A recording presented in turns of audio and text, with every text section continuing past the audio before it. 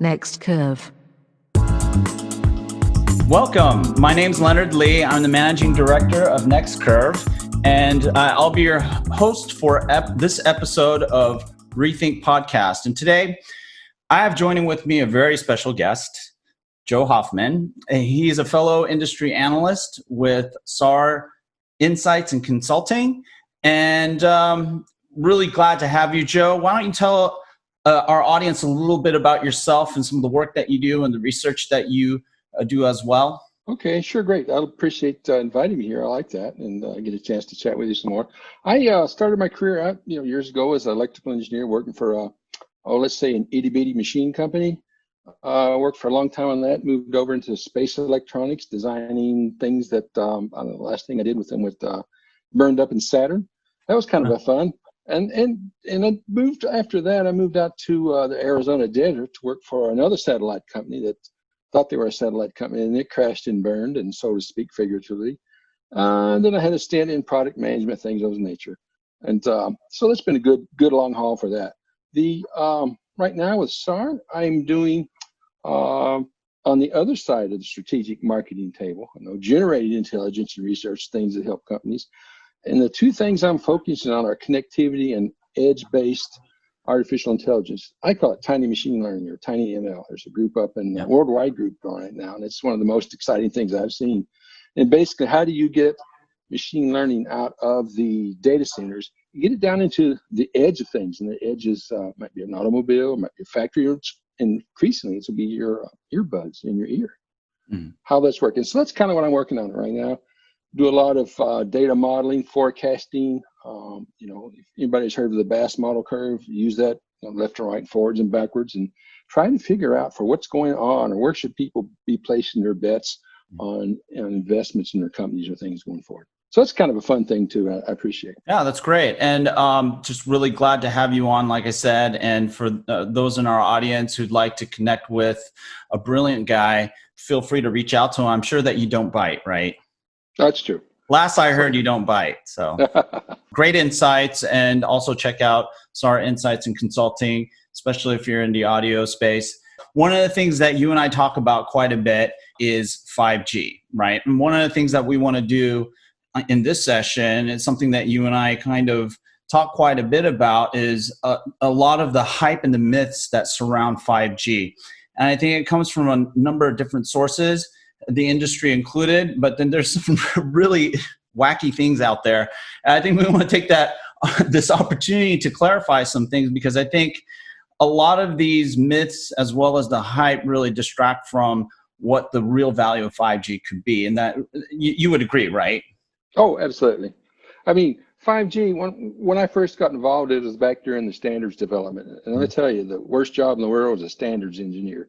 You got to invent the technology, you got to understand the technology, then you got to fight all the political battles of everybody to get in with it. So they probably love it, but when I looked at that, it's hard enough for me just to comprehend everything. And 5G was most exciting when I was watching the standards being developed, because they realized that we need a technology that we can specify that will last from 2020 to 2030. We don't know what everything will happen, but let's throw the whole kitchen sink into it. And now it's got a pretty complex kind of thing that can do an awful lot of stuff.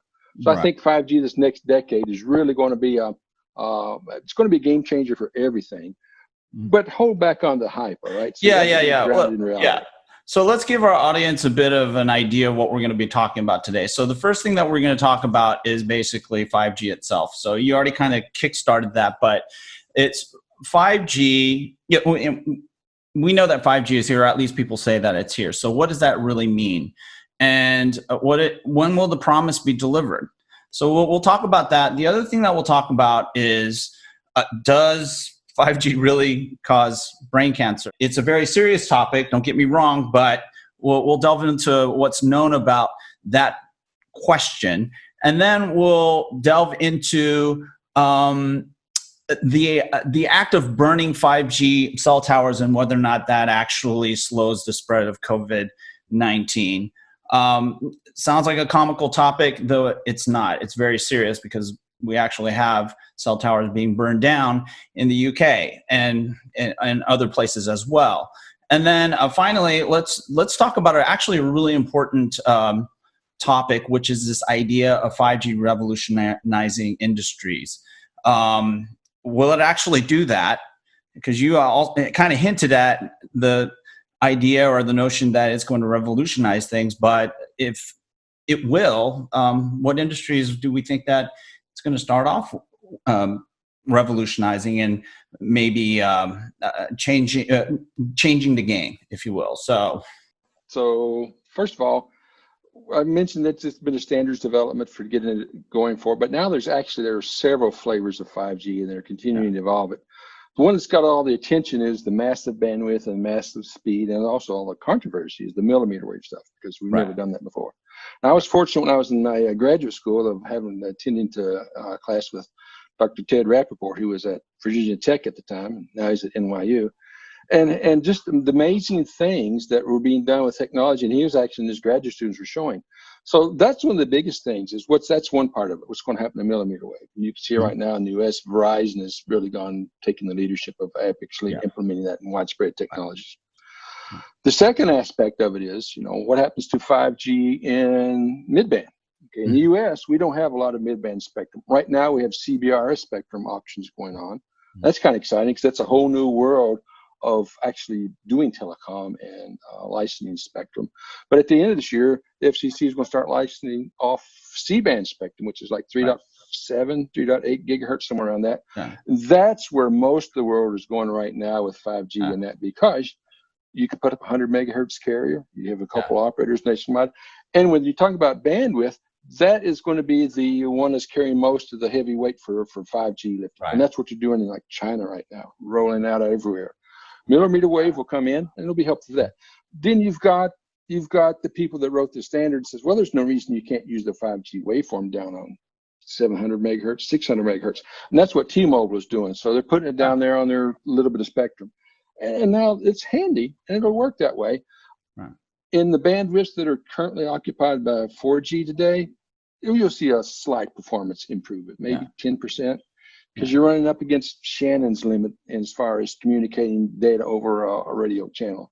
And you just can't get past that. It's kind of like speed of lights, the speed limit you can't go past. So that's where we are today.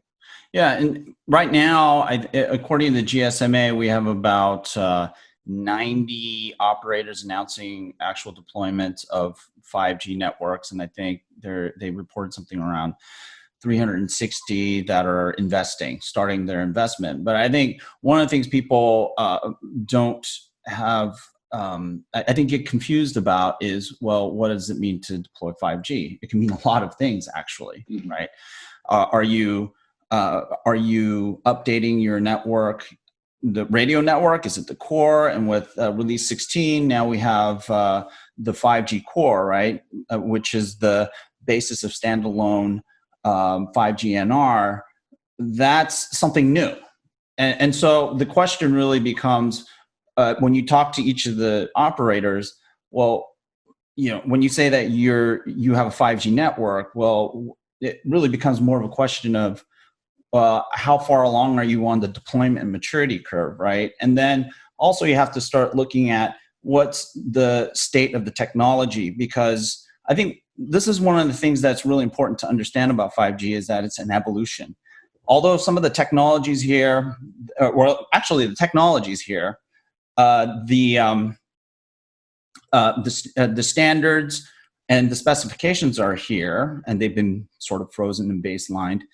The thing that isn't here is the promise. And so I jokingly, back 3 years ago when Chris Nichols, I think you know Chris Nichols, he used to be with ACG Research, right? Great guy.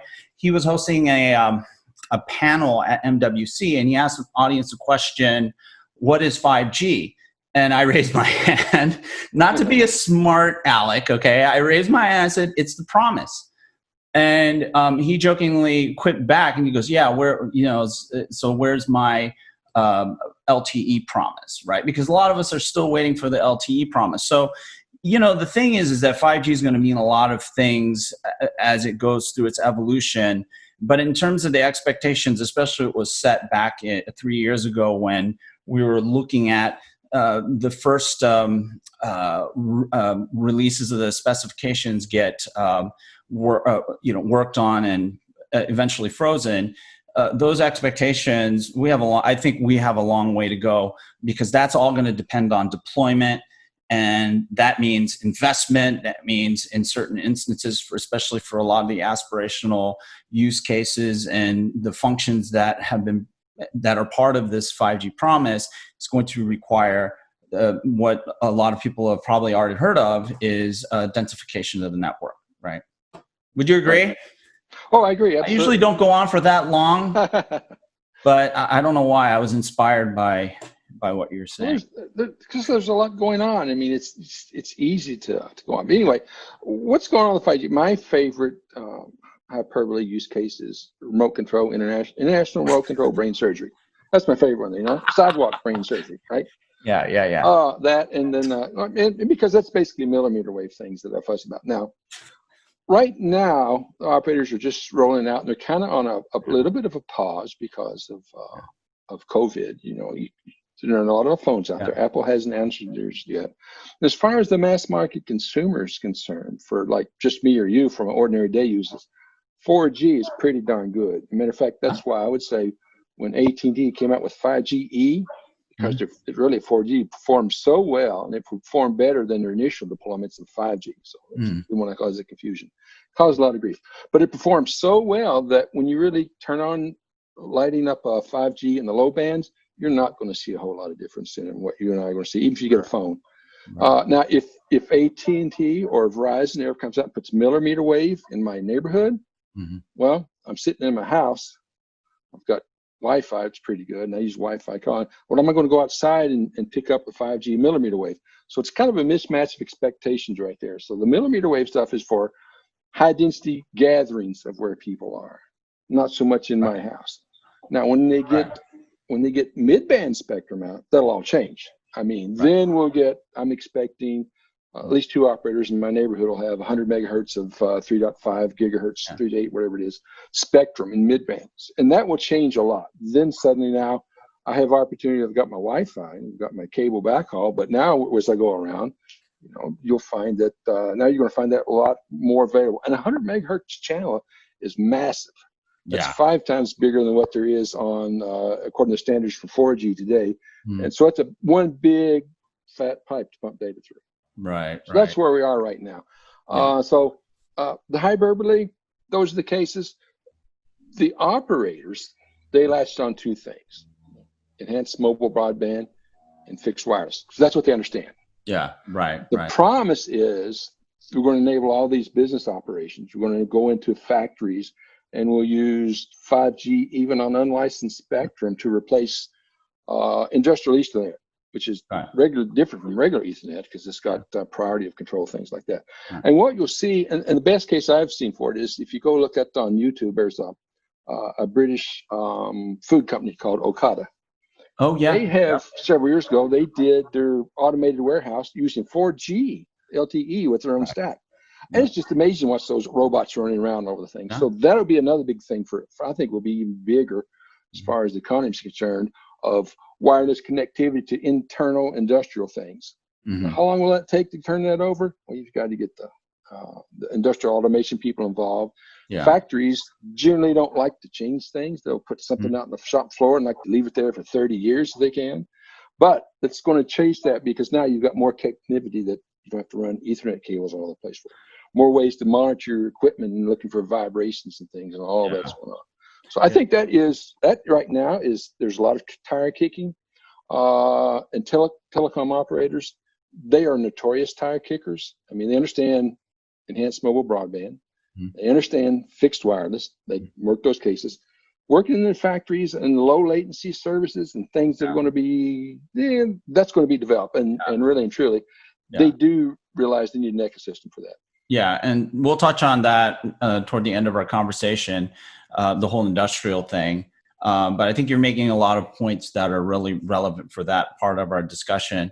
And the other thing I would say is, one of the things that we've seen with the early deployments or even the deployments to date, most of the deployments have been really mid-band centric, right? You're not seeing that many operators enter into market or try to lead with the millimeter wave, although AT&T and Verizon kind of did that a little bit in the early days of deployments, right? In fact, the initial days of the deployment. And so I think one of the things that folks need to understand is that there is sort of a chicken and egg dilemma. I mean, do you have the handsets first, or can you have the network first? And it's a little bit of both. And I think there's a lot of advancements happening with the handsets that are going to accelerate the TAM, I would say, the potential TAM for these 5G killer applications. And I think that's what's really needed. Otherwise, I think most people are going to be pretty satisfied with their LTE. In fact, I think that's pretty much the general consumer sentiment, because if you ask a consumer what's 5G, they're not going to give you a much of an informed idea, because even the experts kind of scratch their heads. Well, it's the so-called experts have issues understanding or explaining what 5G is as well. So, I mean, having consumers tell you, well, what do you think about 5G? It's like, okay, well, do you have a qualifying certification to be answering these questions? I think what it boils down to, right? But so let's do this. Since we're talking about handsets, we're talking about millimeter wave, let's talk about brain cancer.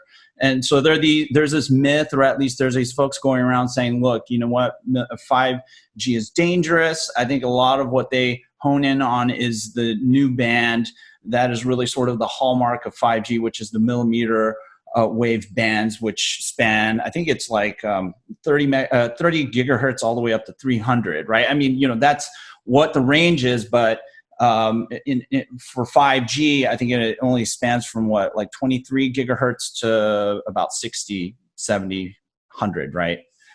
Right, that's where it is right now, yeah. Yeah. And so I think the big concern here is that it's going to somehow cause, cancer, brain cancer. Mm-hmm. And I think there's certain facts about the technology, the actual physics of the frequency range that kind of work against that speculation, if you will. Right. Well, people have real angst about this. Yeah. Because any new technology that comes along, it can get them scary. And then we've got all the fake news that's out there. I mean, you can go out and my classic example is RT America, which is the American cable channel for the Russian state organization. They put things out there that basically talks about 5G is great if it doesn't kill you, that sort of thing. Yeah. And you have all that. Then you have, and we learned in the last election cycle, you can put anything up on a website, and even if it's outrageous, you get more people to watch, and you make more money off of ads and clicks and things like that. So all of that going on. So people have a lot of misconceptions in their mind about what's happened. And if you just watched, I like to watch John Oliver. He had a skit on this, spot on this 2 weeks ago. Where one of the construction workers was talking to the lady in her house, and she said, they put this 5G here, and it's going to be bye-bye, mom, and it'll be into me. So there's all this fear that's going on out there. Now, if you remember back in the 90s and the aughts, that's when we went through this great thing of cell phones causing brain cancer. Yeah. And the World Health Organizations, the national governments, they put together, they came up with standards for maximum radiation that you could come out of a handset. The whole thing was worried about handset radiation because it's right up against your head, right? Right. Now we stick things in their ears, right? So yeah. Right. And you can argue that I don't believe that information. I don't believe it's true. Then you really have to dig into this conspiracy theories of, we're out doing this because companies are making billions of dollars. And it's like the moon landing. How many hundreds of thousands of people you have to buy into this conspiracy theory to keep it under wraps, okay? Yeah. But that's fraught with that. And when there's lack of information, people latch onto that. And particularly when you look at it, like cell phone towers in my neighborhood, elementary school, it's going to cause brain cancer and learning disabilities. And the wildest one is nosebleeds. Yeah. You ever watch any science fiction show when there's something bad, a powerful thing about that? It's always a nosebleed. And if it's really, really bad, there's going to be an ear bleed with it as well. Just think about that. So society is conditioned with those sorts of things. But a lot of people are angst to it about that because it's new. And well, I mean, it's a legitimate concern, like you said. It's something that a lot of folks, consumers, have been concerned about. And there's the conspiracy theories really driven off this idea that the industry is trying to hide something. But I think a couple of the things that are known about millimeter wave. Number one, it's non-ionizing radiation, right? And so it's not. Oh, you said that word, radiation. I know. Right. What do you think? What do you think your average mommy thinks when her little kids have been in school, has been exposed to radiation? Well, we're trying to be honest here. It is radiation. There's a lot of radiation out there. I mean, if you don't like radiation, don't go outside. Right? I mean, that's what it boils down to. Right. But yeah, I mean, number one, it's non-ionizing radiation that is not able to penetrate the skin, right? It can heat surfaces, and that may be an area of concern. But the other thing is, I mean, Joe, the radio technology is very different for 5G than what we've seen in the past, right? This is less of a broadcast type air interfaces. We have advanced beamforming and beam steering technologies that really are able to focus the beam to the UE, the user equipment, right? Which would be the handset. And then also we're looking at these innovations on the handset side that reduce the amount of energy that it takes to actually capture and get a good signal and give you all the nice 5G goodies that 5G promises. Wouldn't you agree? Or is there anything else that you would add to that list in terms of things that could allay folks' anxiety about 5G and brain cancer? Absolutely. I mean, when you talk about the skin stops it, what really happens is, just like in a microwave oven, your skin and your epidermis, the layer right over, largely absorbs almost all of the energy that's coming in from millimeter wave technology. Yeah. Now, in a microwave oven, the microwaves in your oven, they will penetrate about a centimeter and a half into whatever it is you're cooking. And what's in the middle gets cooked by convection, but that's like 1,500 watts burning right there. Right. At maximum power in your handset, like at your head, is maybe 200 milliwatts. It's right. Orders of magnitude difference. But here's the other thing: consider about a use case. When you're going to be using 5 millimeter wave, 5G, you're not going to be using that up against your head. Your phone, the network's going to be smart enough. They're going to kick you over to something audio on a low band frequency. So you're not going to have any high speed stuff going on like that. Why would you be watching videos up to your head? Hold it down here in your lap or whatever. And even in a handset, the phone companies aren't stupid. They don't want to be dumping megabits, gigabits into your handset for whatever reason. So that's wasting money. It's going to kill your battery. So it's a use case that's against the worrying about. Right. So there's a lot of industry dynamics that would actually push them to reduce the exposure that you would have. And this idea, if folks have this idea that we're broadcasting via high power base stations and antennas, this massive projection of 5G radio signals, that's completely counter to what the industry is trying to do.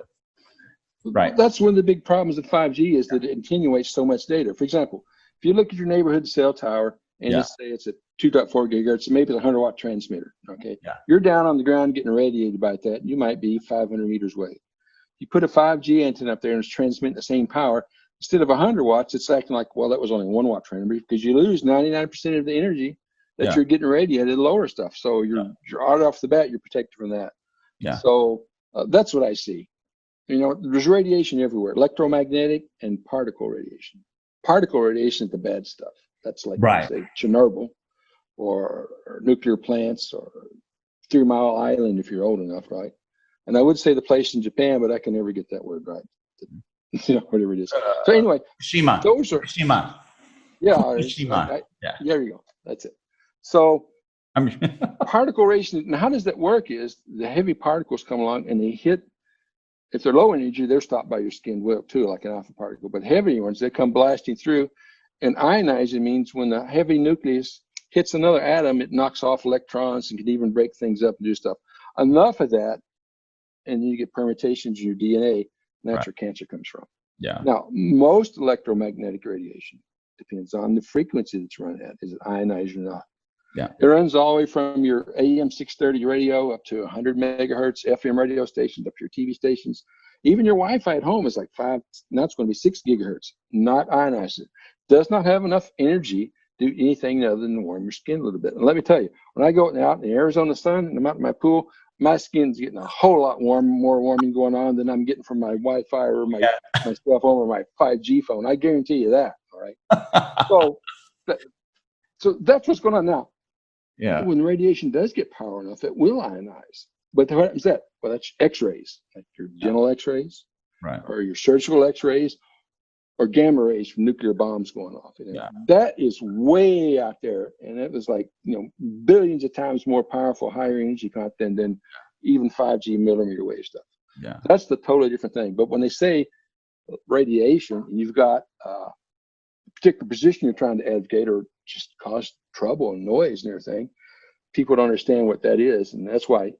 Where does it be turned between ionizing and non-ionizing? Somewhere around the far UV range.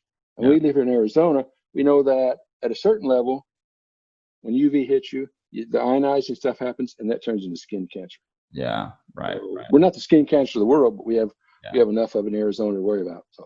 Right, but all this being said, here's another fact though: is there's been very little research, quite honestly, that's been done on the adverse health effects of 5G. So while, let's say, the baseline physics and what's known about that, some of the frequency ranges that 5G uses, there's only been a few studies that have been done. None of them have necessarily, at least the ones that I've been aware of, have concluded that there's some sort of adverse effect. But then again, there hasn't been a lot of investment in researching this topic. So it's something for the audience to understand. But here's what we're trying to do is provide some additional data points for people to inform themselves with. You go on research and you kind of maybe challenge some of your assumptions and thinkings if you're subscribing to some of these theories. I mean, some might even call them conspiracy theories, but theories or points of view, and then consider the other side of the argument, where the industry as well as the industry is coming from, basically what it boils down to. So I think we've done a great treatment of that topic, Joe. So why don't we move on to this whole idea of burning 5G cell sites to stem the spread of COVID-19. This one I honestly do not understand, but it's out there. What are your thoughts? Well, and again, you have to consider, where is the world of conspiracy theories going to? Yeah. Suddenly now we've got, 6 months ago, we hadn't just barely starting to hear about coronavirus. Now it's springing up everywhere, population centers. And then lo and behold, somebody makes a connection, says, look at this map of COVID outbreaks. Look at this map of 5G deployments. I say, oh, it looks the same. That must be causing it. And so if you've got a particular thing, even if you're just making YouTube videos because you want people to watch and get money, then you want to be outrageous. And then you look at that. But really and truly, if you lay another map over top of that and say, well, look at the population centers. It looks like the same map. Yeah. Red dots everywhere. Red dots along the northeast, and the middle west is like there's nobody there anyway, right? Who lives in Wyoming's got what, 500,000 people or something like that. I don't know what the population is.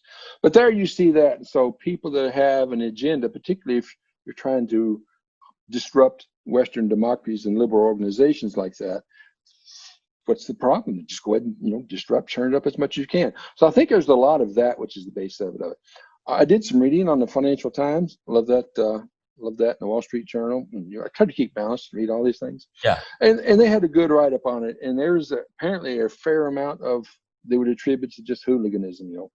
It's like when you had a riot. I remember when I was a freshman in high school, it'd be a riot, it'd be a fight going on. Well, let's go down and get in the fight. Right. If we can get some blows in there, that sort of thing. And so there's a lot of that going on. And then there is real angst of people, because now what's different about it? You don't have a 250-foot cell phone tower that you put up in the industrial park. Yeah. You've got a 50-foot monopole that somebody's put right in front of your door right there. Yeah.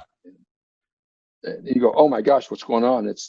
Right now, it's probably not even 5G millimeter wave.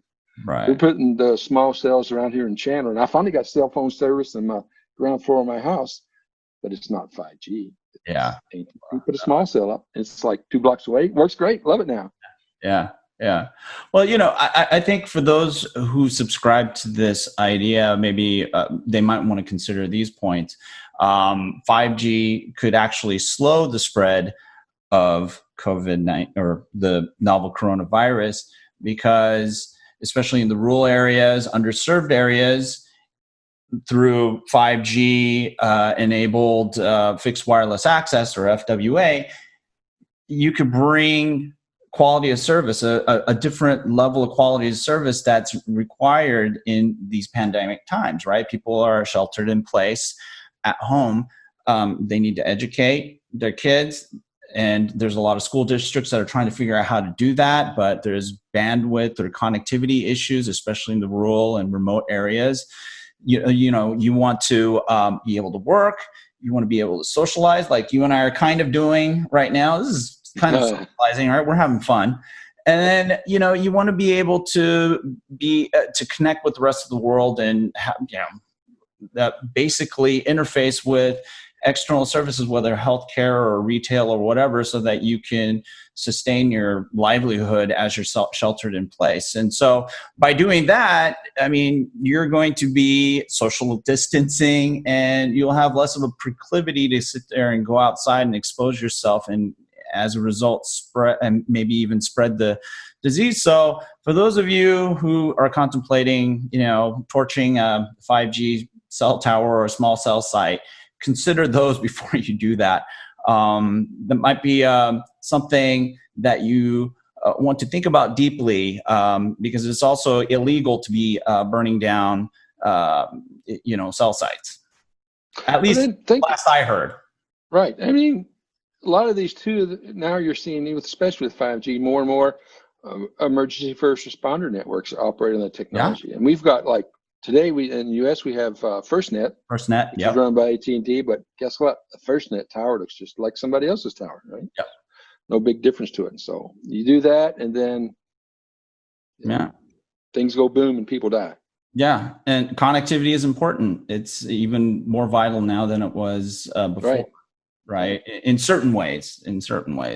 I think it's always been important, and the technology obviously is getting better, so there's more we can do with it. It's more of a question of how do we do more, right? I think we're set in old ways, and then we have these folks who are have a mindset that takes us steps backwards. So hopefully they'll consider the benefits of 5G rather than, you know, focus on things that are not necessarily grounded in truth. So, and fact and science. And so let's talk about the last topic. So this is 5G revolutionizes industries. We hear this all the time. You know, 5G is really about industrial. 5G is going to revolutionize vertical industries, et cetera, et cetera. Where do you see it getting some early traction? Well, the first places that are right now, you look at the test sites, the prototypes that you're putting together, things like large campus environments. In the obvious case would be like a mine, a rural mine someplace where you've got workers, or offshore oil platforms, and maybe even school campuses. You can see those sorts of things where they're put into place.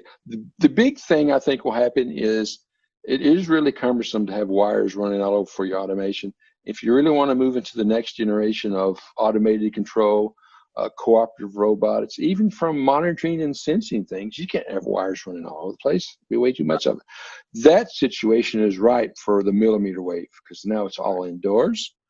And even if it's not millimeter wave, I think what Germany's doing, where they're like allocating 100 megahertz slices for, even at the factory level. I read the other day where one factory had licensed for 10 years the 5G spectrum inside of that thing for, this guy was saying, for the price of a cell phone contract. Yeah. So now we're seeing great interest among the industrial automation companies to step up and do it in the right way, in the right place, because nobody wants to go back and implement old technology from years ago, but nobody wants to rip out their industrial Ethernet that's already there anyway. So you're going to see that move on and move forward as time goes by. Stuff gets depreciated and gets replaced. So I think that sort of manufacturing, you want to see it. Anything with robotics and communication, warehouses, okay? Why not Wi-Fi? Well, you'll see Wi-Fi 2 and you'll see Wi-Fi 6. It just depends on how big and how automated it is.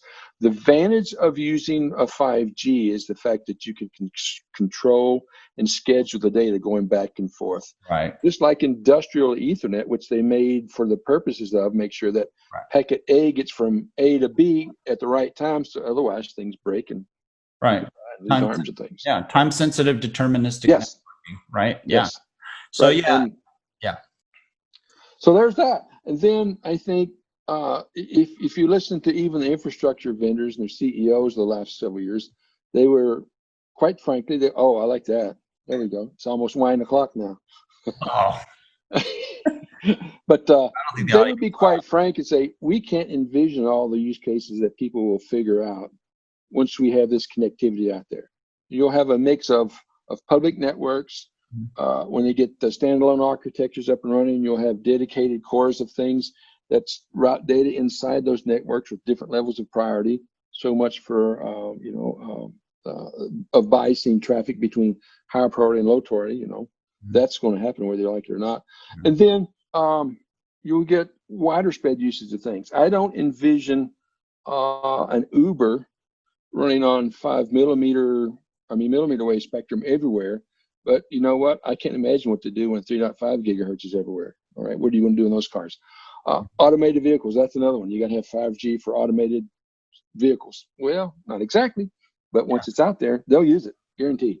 The role as a catalyst, a catalyst that drives revolution, I think that is a different type of qualification for the technology. And I think here's the thing: the way I've been doing a lot of research in 5G, especially at end market use cases for quite some time. And I think one of the things that the industry has not done is they haven't really dug deep into what's real and what's really going to be valuable. And a lot of it has to do with the tech industry as well as the operators fundamentally don't go that deep into the vertical domain. Their knowledge is actually quite thin. It's not good enough to know about technical architectures and network architectures and connectivity paradigms. You actually need to know the business and what makes sense for them, or the operating environment, the model, and then the business as well as the technical architecture. And so when you see a lot of these, hypotheses out there about what the 5G killer application is, or what the first industry segment or vertical that's going to be revolutionized 5G is going to be, they're actually really not that well thought out. In fact, the industry is still trying to figure it out. I mean, isn't that what you see? You see that, right, Joe? Oh, that's right. That's right. I mean, they're going to be figuring these things out. Today when your UPS guy comes to your house, he's got the little handheld tablet. Well, he's got things that run on 2 networks when he's doing that, because they want higher reliability in case one of them goes down. They don't have it left out of that. Absolutely, you're right. That is to be determined, all of those cases. Yeah. But operators know 2 things. They know consumer mobile broadband. They never put up spectrum that's never been used. Okay, so they've got to figure that out. Millimeter wave is more challenging that they haven't placed in the past, but they could be. Yeah. You made a very good point about not understanding all the verticals that they want to operate in. Absolutely. And it's the same thing with artificial intelligence. You've got to have domain knowledge to make this work. And that's why you will see a lot of these cases, the industry partners of industrial automation companies doing this. The Bosches, the Hitachis, those kind of companies who do these sorts of things. Right. Schneider Electrics, they know how to take the connection between, you've got this great technology, how to connect everything, turn it into factories, because worldwide, a large portion of the operator segment is just that. They're operators. Yeah. We will operate the networks. I want to plug it in, turn it on, and print money. I think that's a key point you're making there, is that actually the innovations or the revolutionary impact of or that catalytic impact of 5G is going to be pretty invisible. People aren't going to really know about it. It's going to be channeled through these solutions companies, or companies like Schneider Electric, et cetera, that are going to be looking at, well, okay, here's my current offering. What can I do with this 5G stuff to actually take my game to the next level? But I think there's still challenges there because based on some of the research that we've done, there's still this question of what is the value of wireless. We think that it's valuable, but at the end of the day, there's a lot of good stuff about wired. And especially if you're brownfield environments, wired actually is awesome. And a lot of the concerns that are brought up about 5G security, those are really not that prevalent in some of these brownfield environments because they're more relatively secure because of the physical security that's associated. I mean, it's wired. You don't have the connectivity being broadcasted everywhere, or at least And so I think again, they have to dig deep. You can't just assume that a technology is going to be revolutionary and just say it because you're just stating the obvious. Yeah, eventually it's going to be revolutionary, but it's going to take, you're stating the obvious, Well, here's one to watch. I saw this was announced in the last couple of weeks, and it had to do with the Paris airports. Ericsson is working with a deployment partner to actually hook up all the airports for all their employees. So instead of you've got your old Motorola push-to-talk devices or whatever, now they're going to have them all run up the entire employees, and including the companies that are, the small companies that are in all their terminals and everything, be using all this. And that's a campus deployment like that. The most notable thing was, why was there no mention of operators being involved? So that's a situation where you have the infrastructure vendors basically going direct to the end consumer. And I think that is a lot of what will happen in the industrial world of it may not turn out to be that cash cow that the telecom operators are thinking it'll be. Because that's a totally different can of worms that you're opening. Maybe we'll have a separate discussion on that. Just one last comment that I'll make. Actually, I'll let you have the last word, but one last word that I want to have is that when you look at 5G and its, let's say the archetypical revolutionary value proposition is around mobile flexibility. So if you have assets and you can benefit from them being mobile, and that garners flexibility in whatever operations that you're doing, that's really kind of the criteria that you think of as you try to search for these killer applications for your industry. So just off the bat, you mentioned warehouses. I think distribution is a perfect area. And, if you look at, and it's not to say that automation of warehouses is a new thing. It's been around for a very, very, very long time. Automation, logistics. It's just people don't know. A lot of people don't know about it. The thing is that when you look at all the assets that function within a warehouse, they should be mobile. Whereas within a lot of manufacturing environments, believe it or not, a lot of them benefit from having a fixed production line. This idea of flexibility, manufacturing flexibility and customization can be done in a lot of other ways than actually physically flexing the shop floor. So these are questions that really do need to be asked. I don't see that they are asked very often, but that's either because the folks who are talking 5G don't know the industrial context, or the industrial folks don't understand the 5G context. And you have the last word, sir. Oh, okay. Well, I think you're going to see, if you're benefiting from wireless connectivity in your business today, that will only increase and improve as you have access to a faster, better, and really and truly a cheaper technology to do that. You take advantage of that. The other thing is, what sort of things are happening on wireline today do you see in your business or whatever? What happens in 5 years now, 5 to 7 years, you'll see that happen wirelessly. Like what we're doing right now, we don't need 5G to do this. Matter of fact, I've got a cable sticking out of my computer right now. So I think the only thing wireless is right here. Fiber to the home. So I think for that, and I do agree with the operators, they've never lit up spectrum that hasn't been used. And the big killer is going to be in the mid-band. The millimeter wave is going to be the icing on the cake for mass gathering situations. And so in the age of COVID-19, that's an oxymoron for like another year or so, isn't it? So. Yeah. Okay. Well, hey, I think that's all the time we have for this episode.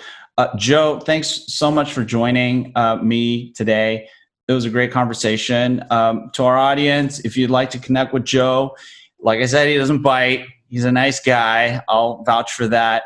Connect with him. Brilliant man. Thank you again so much. And if you'd like to find out more about his research, just connect with him, and he'll share with you what the great stuff that they're doing at SAR Insight and Consulting. And if you'd like to find out more about NextCurve and our research, and you'd like to contact me, just go to www.next-curve.com. We have a research blog there called reThink that where we publish free research briefs, as well as points of view on the market and technology trends that matter. So with that, thank you so much, Joe. All right. Thank you. It's been nice. Cool. Okay. Bye now. All right. Thanks. Visit us at www.next-curve.com.